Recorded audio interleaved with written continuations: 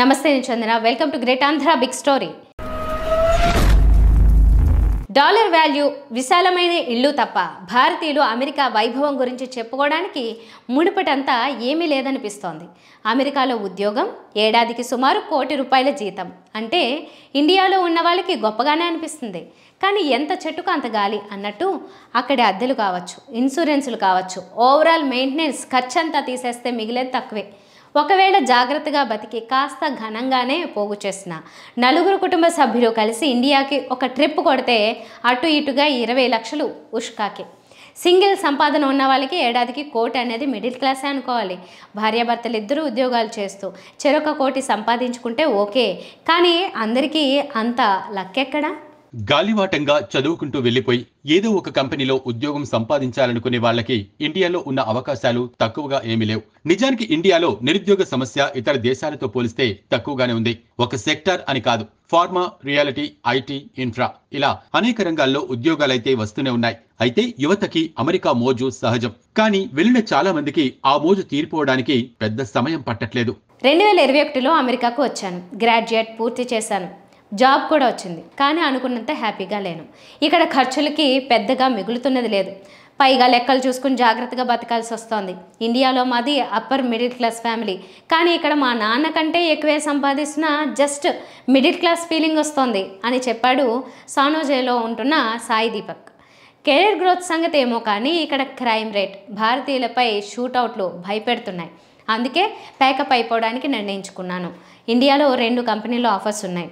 ఇక్కడికంటే సగం జీతమే వస్తుంది ఇండియాలో. కానీ ప్రస్తుతం మిగిల్చేదానికంటే 3 రెట్లు మిగిల్చగలుగుతాను ఇండియాలోనే ఆ జీతంతో అని చెప్పుకొచ్చాడు రాజశేఖర్ మద్దినేని అనే యువకుడు. ఇండియాలో ఏజెన్సీలో జాబ్, ఆన్ సైట్ మీద నేను, నా భార్య వచ్చాం. ఇద్దరం జాబ్ చేస్తున్నాం. జీవితం చాలా యాంత్రికంగా ఉంది. పిల్లలు డే కేర్ లో ఉండే ఏజ్ లో ఉన్నారు. వాళ్ళు స్కూల్ ఏజ్ లోకి వచ్చాక ఇండియాకు షిఫ్ట్ అవుదామన్నా కష్టమవచ్చు. గ్రీన్ కార్డ్ ఇప్పట్లో రాదు. H1 టెన్షన్లు పెట్టుకుని ఇండియాలో పేరెంట్స్ ని మిస్ అవుతూ లక్షలు ఖర్చు పెట్టి ఏడాదికి ఒక ట్రిప్ వేసుకుంటూ ఏమిటిలా అనిపిస్తోంది. మేమిద్దరం హైదరాబాద్ లో సేమ్ కంపెనీకి వెనక్కి వచ్చేస్తున్నాం. నెలకు 5 లక్షల జీతం. ఇద్దరికి కలిపి 10 లక్షలు వస్తాయి. హైదరాబాద్ లో సొంతింటిలో ఉండి ఆ జీతంతో చేసే ఎంజాయ్మెంట్ ముందు అమెరికా లైఫ్ నథింగ్ అనిపిస్తోంది అని చెప్పారు రాకేష్ గుమ్మకొండ అనే సాఫ్ట్వేర్ ఇంజనీర్. ఇండియాలో కాస్ట్ ఆఫ్ లివింగ్ తక్కువ. అక్కడ వచ్చే జీతాలతో, బ్యాంకింగ్ సిస్టమ్ తో, మెడికల్ ఫెసిలిటీస్ తో ప్రశాంతంగా గడిపేయొచ్చు.